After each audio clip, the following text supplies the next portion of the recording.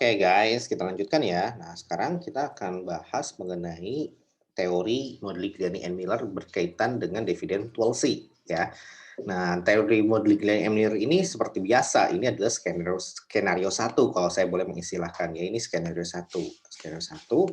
Nah, bagaimana di kenyataannya ini menjadi skenario 2 ya. Nah, jadi inilah skenario 2. Jadi sebetulnya kalau terkait dengan dividen policy hanya ada dua skenario. Ya, skenario pertama itu terkait dengan si Modigliani and Miller, kemudian juga kalau skenario kedua itu, kalau Modigliani and Miller seperti biasa, dia berbasisnya no tax ya, tidak ada pajak. Nah, baru yang skenario kedua itu ketika kita memasukkan efek pajak ke dalam perhitungan kita. Nah, pajaknya pun nanti kita lihat bagaimana kaitannya dengan dividend policy. Jadi sedikit berbeda kalau di pertemuan sebelumnya itu kita dikaitkan dengan si debt ya. Kalau dengan si debt, nah akan ada yang efek tambahan yaitu financial distress ya, financial distress. Nah, kalau ini kan nggak ada ya. Kalau dia berkaitannya dengan dividen tidak ada yang namanya financial distress ya. Semakin banyak dividen ya nggak akan semakin distress gitu. Sehingga ini hanya kita akan lihat seperti apa nanti dampak dari pajak ini terhadap si dividen ya. Seperti itu. Nah, itu ada kaitannya juga dengan si Modigliani. Jadi kita harus bahas dan mengerti dulu konsep dari teori Modigliani ya, agar kita bisa memahami sebenarnya dividend policy itu isunya di mana saja gitu ya. Oke. Oke, nah sekarang kita akan bahas yang Modigliani. Modigliani berbasisnya adalah null tax. Ini inti dari asumsi yang dia pakai, tidak ada pajak. Nah, gitu ya. Sehingga kalau tidak ada pajak, memang nanti ada rincian ya, tidak ada pajak, tidak ada transaction cost dan sebagainya. Nah, tapi kuncinya adalah tidak ada pajak. Nah, baik itu berkaitan dividen dengan dividen policy maupun berkaitan dengan capital structure. Nah, jadi modeling ini selalu mengawali asumsinya bahwa jika tidak ada pajak. Nah, gitu ya. Nah, dan di sini kalau di capital structure namanya independence theory, kalau ini namanya dividend irrelevancy propositions ya, seperti itu. Nah, kita buktikan di sini apakah terjadi, pada dasarnya terjadi juga sih. Nah, seperti itu ya, bisa terjadi ya Modigliani ini. Bukan berarti ketika kita bahas, oh ini masih utopia, enggak. Ini teori ini apabila syarat-syaratnya terpenuhi, maka ini pasti terjadi. Nah, syarat pertama no tax. Nah, ini bisa berlaku di mana Pak kalau di dunia sekarang ini? Berlakunya kan di negara-negara yang merupakan tax haven ya, atau yang nggak memiliki pajak gitu, yang nggak ada pajaknya ya, seperti di Fiji dan sebagainya. Dan ada beberapa negara juga seperti di negara di Timur Tengah seperti Saudi Arabia itu tidak mengenakan pajak terhadap warganya, tidak ada PPh gitu ya. Nah, kalau kayak gitu ini bisa terjadi di negara-negara tersebut ya.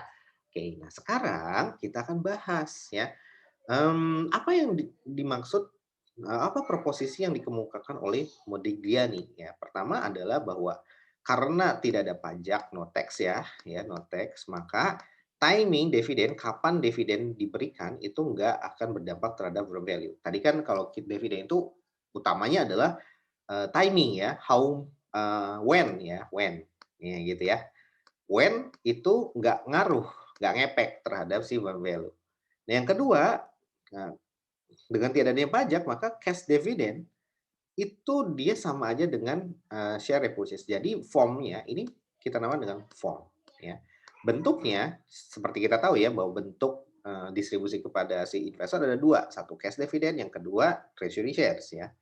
Nah, kalau kata Berliga dengan tidak ada pajak, maka mau bentuknya apapun, mau cash dividend atau repurchase atau treasury shares itu nggak ngaruh, gitu ya. Itu nggak ngaruh, bentuknya pun kagak ngaruh coy. Nah, seperti itu. Nah, sehingga apa? Sehingga ini yang perlu kita pahami, kok bisa kayak gitu? Nanti kita akan buktikan ya.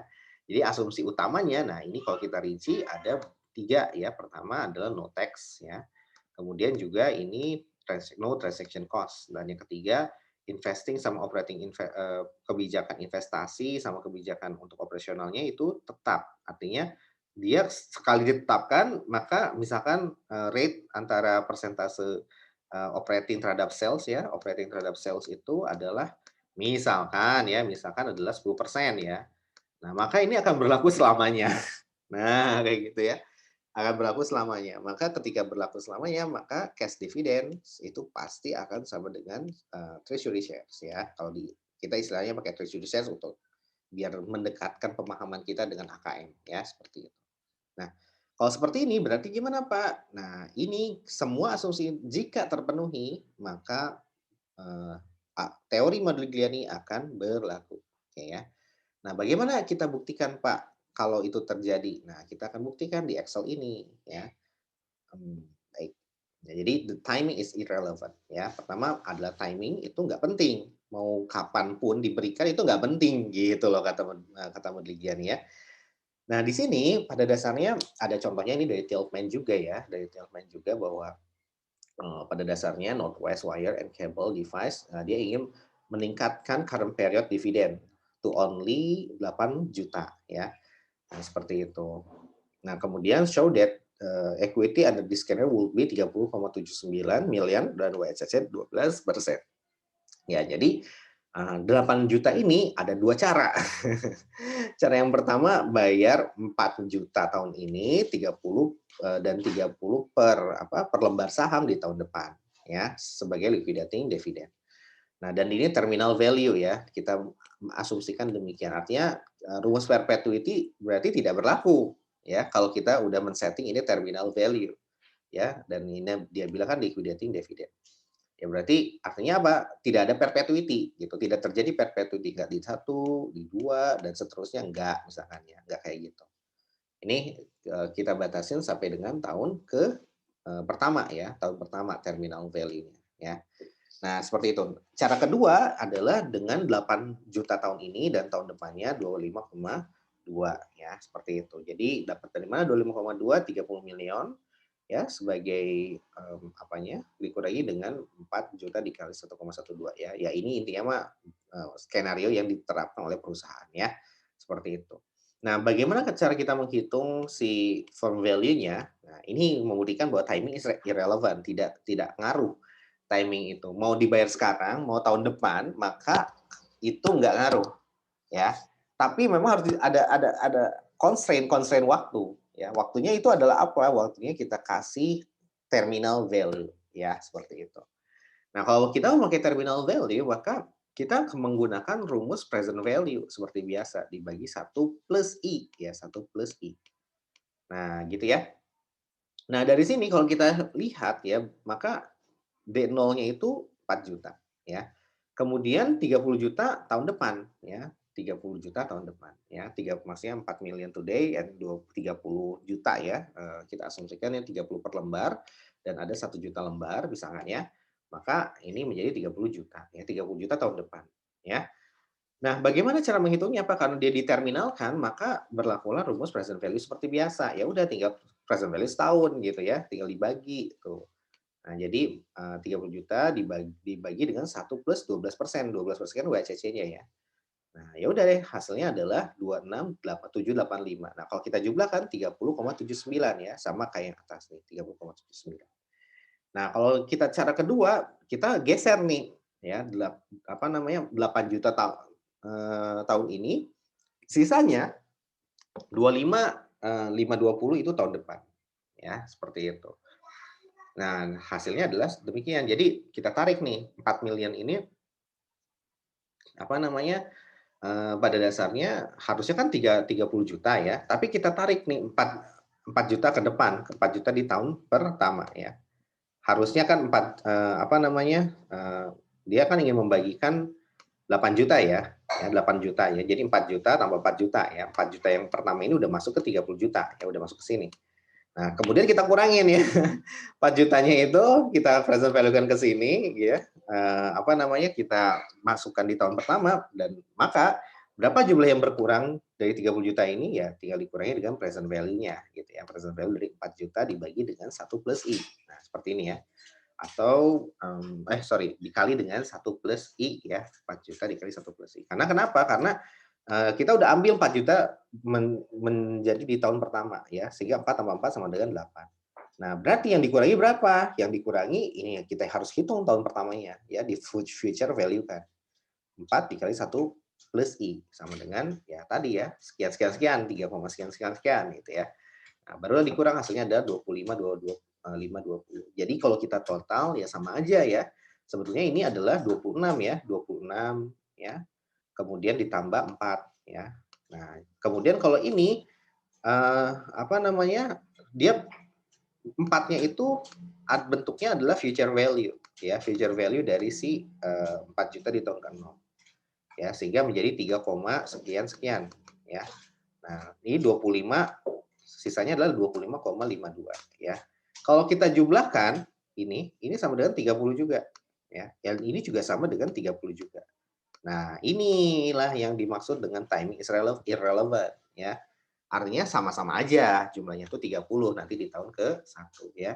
Nah, kalau kita present value kan di tahun ke-0 semuanya gitu ya, untuk menghitung berapa from value-nya, maka hasilnya pun akan sama gitu ya. 25, 5, 20 di present value kan ke tahun ke-0.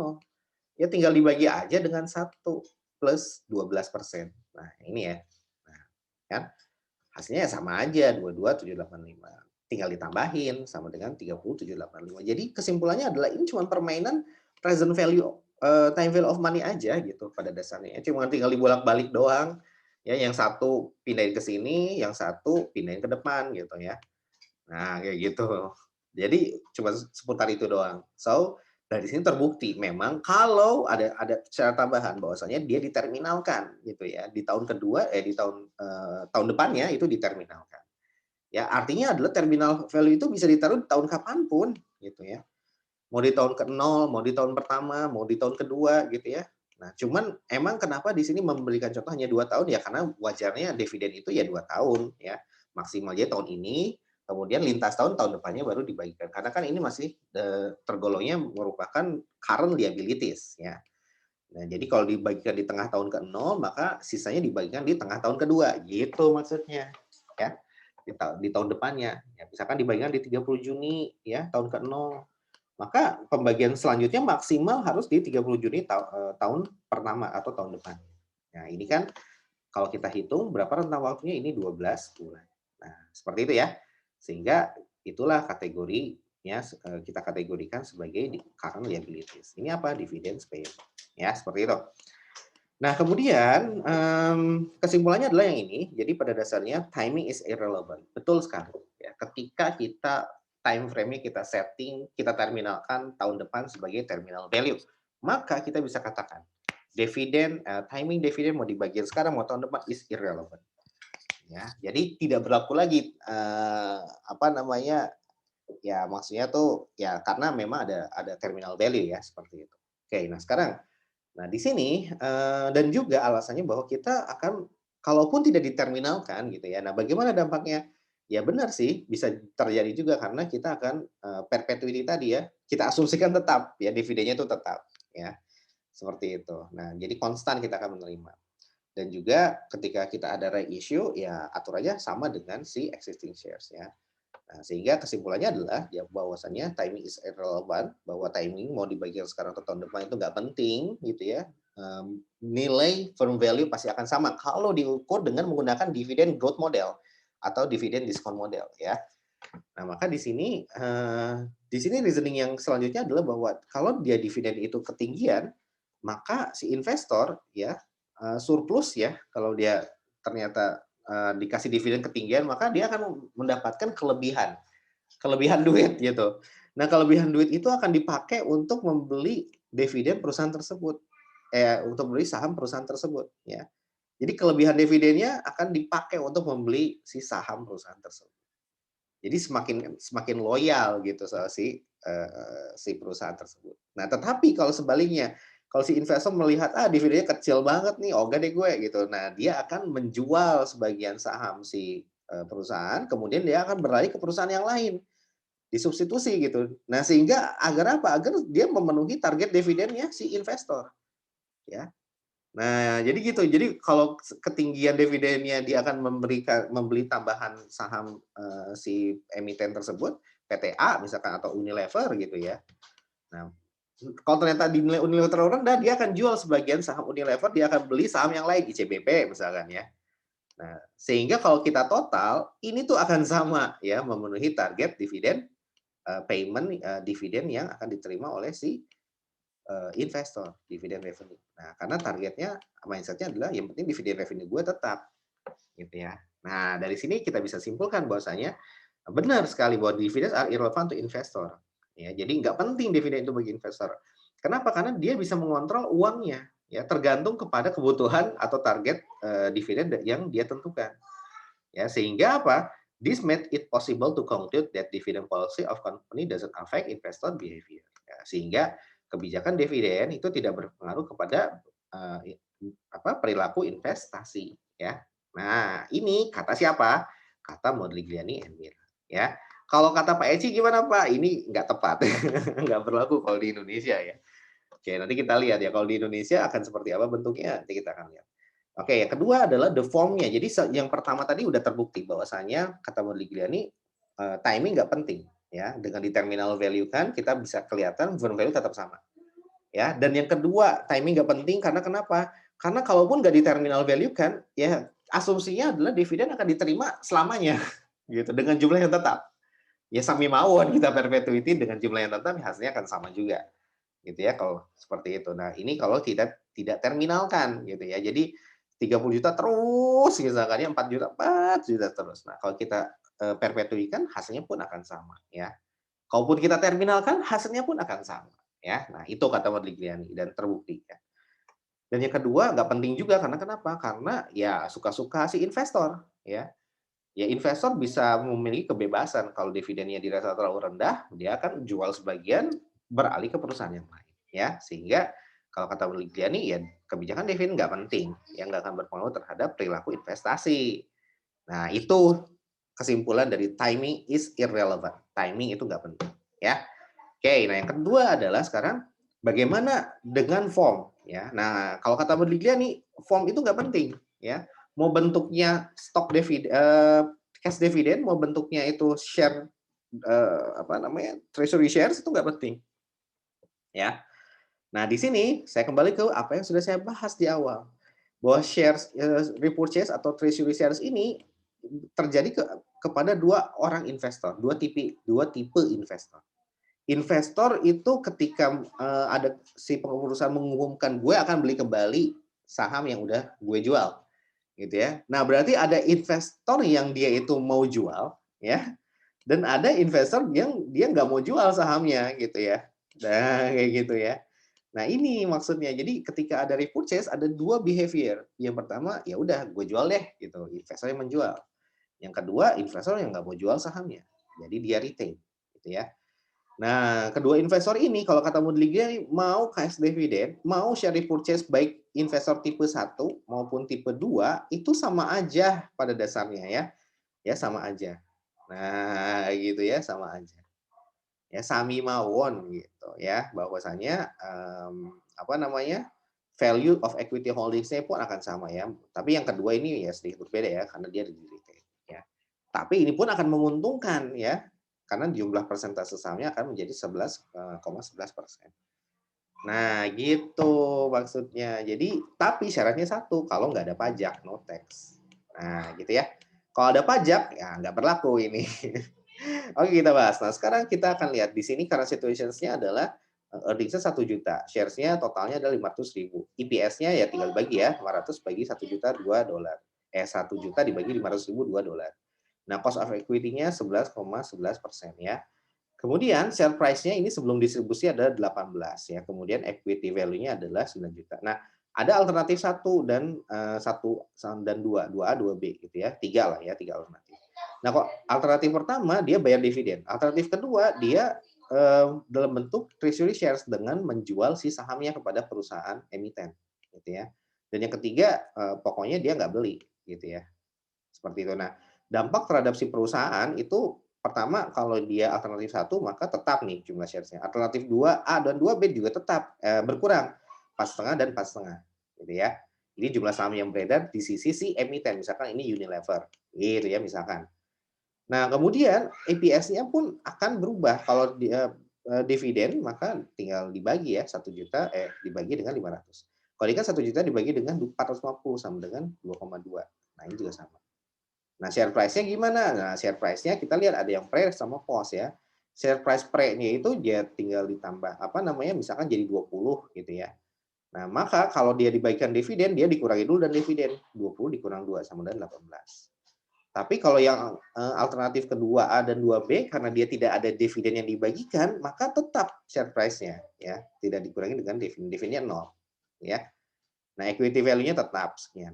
Nah, sekarang kita lihat, inilah yang akan kita buktikan dari Modigliani. Ketika tidak ada pajak, maka paling tidak alternatif 2, alternatif 1 mau dia dikasih dividen, mau dia dalam bentuk share repurchase atau treasury shares, itu akan sama gitu ya. Jumlah value dari si perusahaan tersebut akan sama gitu ya.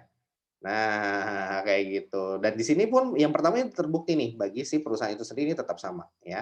Tetapi kalau bagi si investor ya, bagi si investor yang memegang 10% kepemilikan saham di si Unilever misalkan ya.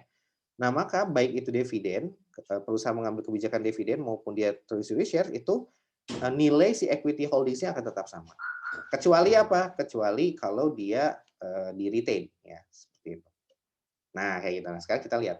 Kalau ternyata dia, apa namanya, alternatif satu, ini yang pay dividend, ya. Maka dia, ini cash distributions-nya berapa nih? Tinggal 10% kan kepemilikannya. Nah, 10%, kok sorry ya, ini current situations-nya kita lihat dulu bahwa dia memegang 50.000 lembar saham. Ya, 50.000 dibagi dengan 500 sama dengan 10% kepemilikan. Ya. Kemudian di sini value of equity holdings 900.000. Dapat dari mana ini? Dari 10% dikali dengan 9 juta. Ya, sama dengan 900.000. Nah, seperti itu ya. Nah, sekarang kita akan lihat kalau dia alternatif satu dalam bentuk cash dividend, maka dia akan mendapatkan seperti apa, Pak? Dia akan mendapatkan 10% dari si current situations ini, earnings-nya. Maka dia akan mendapatkan 100.000 ya. Share ownership-nya tetap tuh, nggak berubah dong ya, 50.000 dibagi dengan 500.000 sama dengan 10%. Ya, value-nya juga tetap 10% dikali dengan 900.000. 9 juta sama dengan 900.000 yang ini ya. Nah, sekarang kalau alternatif kedua yang 2A nih ya, kalau kita perusahaan menjalankan kebijakan treasury shares, maka ya dan si investor ini menjual si treasury shares-nya itu menjual saham yang dimiliki oleh Patty ini namanya keluarga Patty ya kepada si Unilever misalkan ya kepada si perusahaan Unilever. Nah, maka dia akan mendapatkan cash sebesar 100.000. Ya kan? Nah, jadi 100.000 itu dari mana? Bukan dari dividen ya, tapi dari penjualan saham dia kepada si Unilever. Dia kan si Patty ini memiliki saham Unilever. Karena si Unilever melakukan kebijakan treasury shares, maka Patty akan menjual ke si Unilever. Itu kalau kondisi Patty mau menjual ke Unilever yang 2A. Ya, nah gimana?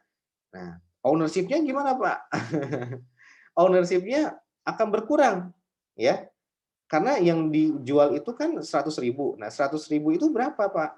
Ya, 100.000 itu adalah 10%-nya, ya.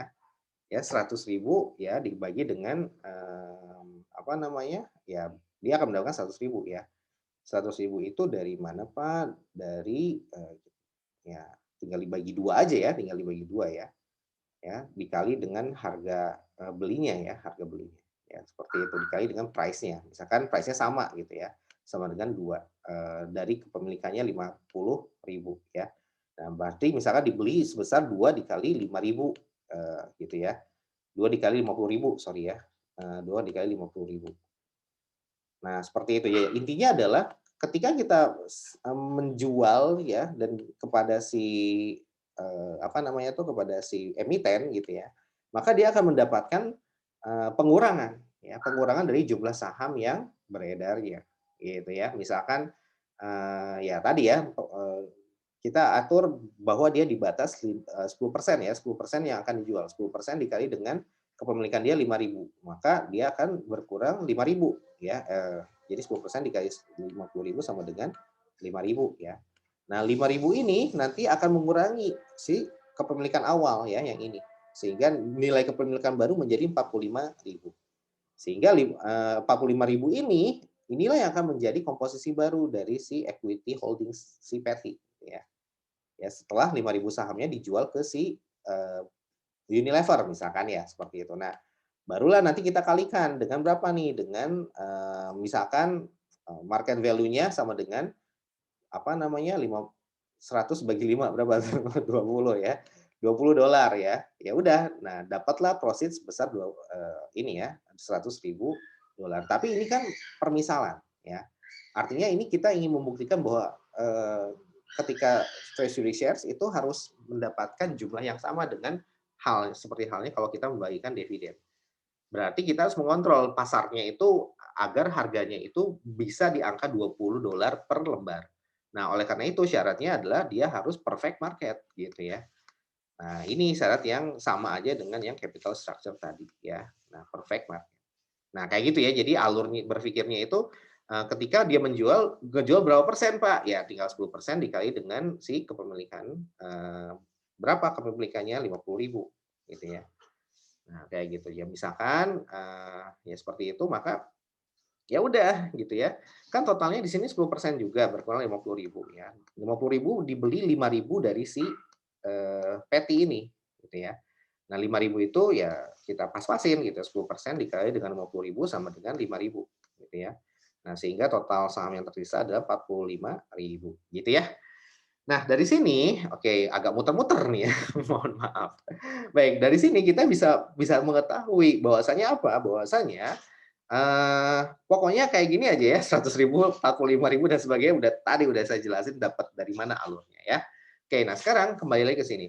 Dari sini, kita sudah mendapatkan informasi seperti ini, oke. Jadi berapa value of equity holdings-nya. Ya udah tinggal dikalikan dengan si, berapa, mana tadi? Share price-nya, oh share price-nya udah ya, dikali dengan 20 ya, seperti itu. Ya, dikali dengan 20 sama dengan 900.000 gitu ya.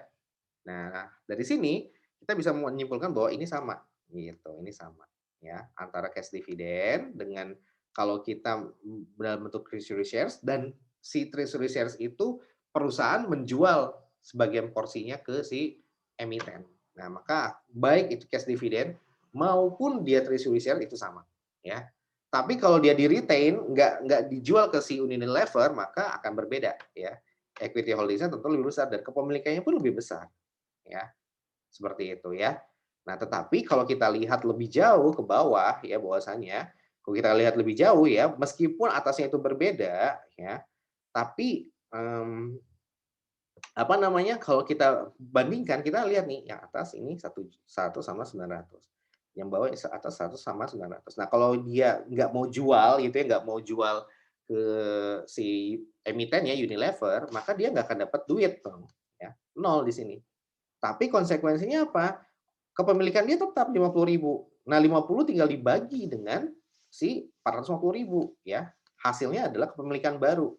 Dia menjadi meningkat dengan adanya kebijakan treasury shares, justru kalau dia nggak mau jual ke si emiten, maka proporsi saham dia akan meningkat menjadi 11,11%.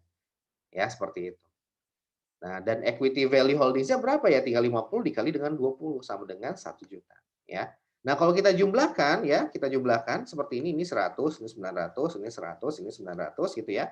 Dapatlah angka 1 juta. Tuh, baik dengan berbagai macam alternatif, mau cash dividend, mau dia treasury shares tapi dijual ke si emiten, mau dia enggak dijual juga akan mendapatkan angka bawahnya itu sama ya. Yang ini nih ya. Nah, itu teori Modigliani ya, Modigliani seperti itu ya. Jadi bentuknya itu nggak penting ya, mau dia itu cash dividend maupun dia itu dalam bentuk treasury shares dan treasury shares itu bisa dua tipe investor, mau dia jual ke emiten, mau dia tetap tahan nggak mau dia jual ke emiten, itu akan menghasilkan value yang sama bagi investor ya. Seperti itu. Dan ini terbukti. Dan syaratnya satu, syaratnya adalah no tax ya, no tax dan perfect market ya. Ini tambahan dari saya perfect market ya. Karena kenapa? Perfect market itu harus bisa mengatur agar ketika kita membagikan dalam bentuk dividen gitu ya, maka si sahamnya pun harus sama price-nya gitu ya. Nah, 20 tidak dikurang dengan 2. Tapi ini pun kita harus bisa kontrol agar price-nya pun sama gitu. Kalau enggak ya udah maka tidak berlaku apa namanya? Modigliani and Miller theorem ya. Demikian yang bisa saya sampaikan, kita akan lanjutkan pada pada video selanjutnya ya. Terima kasih.